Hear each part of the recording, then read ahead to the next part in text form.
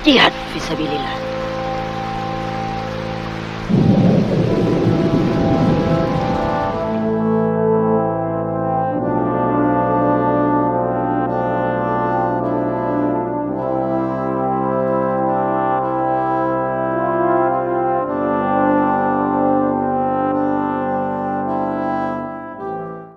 Perang Aceh-Belanda merupakan perang kolonial Belanda dengan Kesultanan Aceh yang terjadi karena adanya ambisi kerajaan Belanda untuk memperluas wilayah jajahannya di Pulau Sumatera hingga ke Aceh.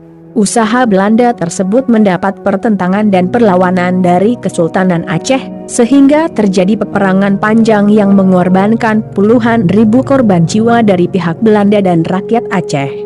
Sebuah perang yang dideklarasikan kerajaan Belanda melalui Nieuwe Wijzen sebagai Komisaris Hindia Belanda pada tanggal 26 Maret 1873 dan diwujudkan dengan invasi Kolder bersama pasukannya pada tanggal 6 April 1873 telah memaksa rakyat Aceh berperang melawan Belanda selama berpuluh tahun lamanya.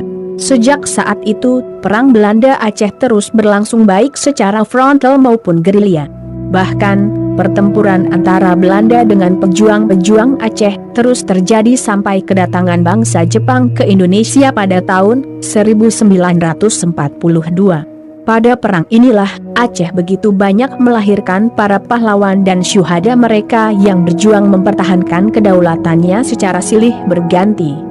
Bahkan, 8 pahlawan nasional dari Aceh, 5 diantaranya karena jasanya dalam Perang Belanda Aceh. Seperti Tengku Umar, Tengku Cikditiro, Panglima Polem, Kat Nyakdin dan Kat Mutia. Dan, masih banyak pahlawan-pahlawan Aceh lainnya, meskipun mereka tidak tercatat sebagai pahlawan nasional.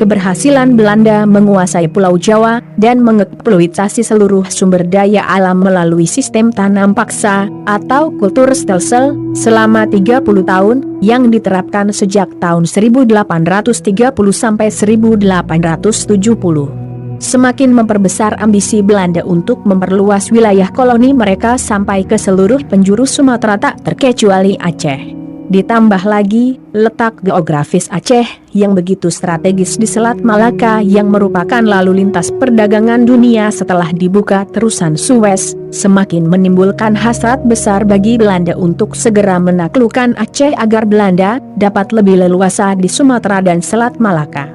Untuk memudahkan ambisinya, langkah pertama yang dilakukan Belanda kala itu, Belanda melakukan pendekatan dan negosiasi dengan Inggris, supaya Belanda diberi kewenangan oleh Inggris untuk memperluas wilayah koloninya hingga ke Sumatera karena sebelumnya, Belanda masih terikat perjanjian dengan Inggris, terkait teritorial atau batas-batas wilayah yang tertuang dalam sebuah traktat yang dinamakan dengan Traktat London yang telah ditandatangani pada tanggal 17 Maret 1824. Dalam traktat tersebut, Belanda tidak memiliki hak dan wewenang untuk menguasai sepenuhnya atas Pulau Sumatera dan Aceh karena pada tahun tersebut, kerajaan Inggris sangat mengakui kedaulatan dan kekuasaan Aceh di Sumatera.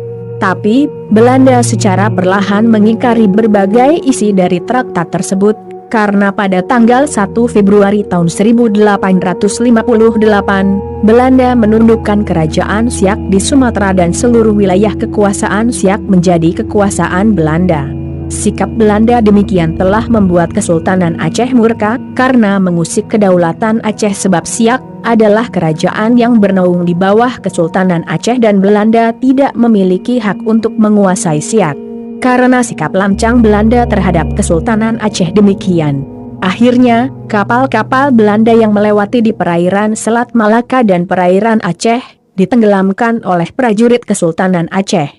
Dan Inggris yang masih bersikap netral pada saat itu mendukung sikap Kesultanan Aceh tersebut. Adanya gesekan-gesekan antara Belanda dengan Kesultanan Aceh pasca Traktat Siak itu, Belanda terus melakukan pendekatan dengan Inggris untuk melakukan perjanjian dan kesepakatan baru dengan Belanda terkait dominasi Belanda di Pulau Sumatera dan Selat Malaka.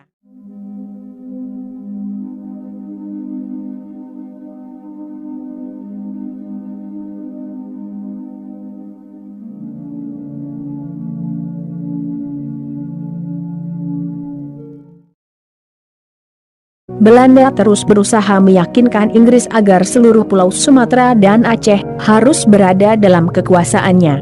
Karena dalam pandangan Belanda, itu lebih baik daripada Pulau Sumatera dan Aceh harus jatuh ke tangan negara-negara kuat lain, seperti Amerika dan Perancis.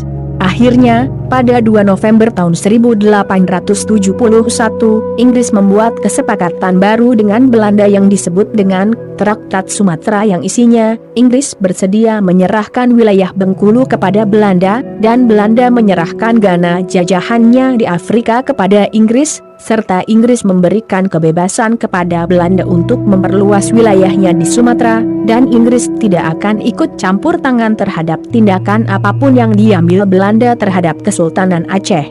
Dengan lahirnya traktat tersebut, berarti Belanda telah diberi kekuasaan penuh oleh Inggris untuk menguasai Sumatera dan Aceh. Perjanjian tersebut bisa dikatakan sebagai sebuah dukungan dan lampu hijau dari Inggris kepada Belanda untuk menguasai Aceh. Dan traktat tersebut tentu tidak adil dan sangat bertentangan dengan kedaulatan Aceh. Setelah itu, Belanda secara perlahan tapi pasti mulai melakukan tekanan diplomatik mereka terhadap Kesultanan Aceh dan menyatakan kepada Kesultanan Aceh untuk menerima poin-poin dari perjanjian Traktat Sumatera tersebut. Melihat ambisi Belanda yang semakin nyata untuk menguasai Sumatera dan Aceh, akhirnya Sultan Aceh, Sultan Mahmud Syah mengutus Habib Abdurrahman ke Turki Utsmani untuk meminta dukungan politik terkait kedaulatan Aceh yang mulai dibidik Belanda setelah adanya perjanjian Traktat Sumatera tersebut. Setelah itu, Sultan Mahmud Syah juga mengutus Panglima Tibang ke Singapura menjumpai konsul-konsul Amerika dan Italia di Singapura. Pertemuan Pang Tibang tersebut membuat Belanda sangat khawatir, sehingga kerajaan Belanda mengirim 2 buah kapal ke Aceh yang dipimpin oleh Nieuwen Owijzen sebagai wakil Dewan Hindia Belanda untuk meminta keterangan kepada Sultan Mahmud Syah menyangkut pertemuan Abdurrahman di Turki dan pembicaraan Pang Tibang dengan konsul-konsul Amerika, Italia dan Turki di Singapura. Dan Nieuwen Owijzen meminta kepada Kesultanan Aceh untuk menghentikan hubungan diplomatiknya dengan bangsa-bangsa lain. Akan tetapi, dalam surat balasan, Sultan Mahmud Syah menolak dan tidak memberikan jawaban terkait pembicaraan utusan Sultan Aceh dengan konsul-konsul Amerika, Italia dan Turki Utsmani di Singapura. Balasan surat tersebut membuat Nieuwen Owijzen marah dan mengirim surat kedua dan mengultimatum Kesultanan Aceh untuk tunduk atas kekuasaan Belanda. Apabila Sultan Mahmud Syah menolak, maka Belanda mengancam akan menyerang Aceh dalam tempo waktu 24 jam setelah itu. Dan tentu saja, Sultan Aceh tidak menuruti ultimatum Belanda tersebut. Bahkan Sultan Aceh telah mempersiapkan berbagai persiapan apabila harus terjadi peperangan dengan Belanda, seperti membangun pos-pos pertahanan di sepanjang Aceh Besar, menyiapkan pasukan di daerah pantai dan di wilayah istana, mendatangkan senjata dari luar Sumatera seperti mesiu dan senapan. Akhirnya, hari bersejarah itu pun benar terjadi. Pihak Belanda dengan resmi mengumumkan peperangan terhadap Kesultanan Aceh pada tanggal 26 Maret 1873 dan mengultimatum Kesultanan Aceh untuk memutuskan hubungan diplomatik dengan Turki Utsmani dan bangsa-bangsa lain, serta mengultimatum Kesultanan Aceh untuk tunduk pada kerajaan Belanda. Tentu saja, ultimatum tersebut tidak dipatuhi oleh Kesultanan Aceh kala itu. Maka sejak saat itu, Aceh terus diinvasi oleh kolonial Belanda dan Aceh harus menghadapi peperangan dengan Belanda selama berpuluh tahun lamanya dengan berbagai penderitaan di dalamnya. Terlebih lagi, Kesultanan Aceh harus menghadapi perang tersebut tanpa negara sekutu yang membantunya sebagaimana saat Aceh menghadapi Portugis di era sebelumnya. Kendati demikian, rakyat Aceh dengan sekuat tenaga dan keberaniannya terus melakukan perlawanan secara gigih, dan berani menghadapi Belanda dalam mempertahankan kedaulatannya dari upaya perluasan wilayah kolonialisasi Belanda.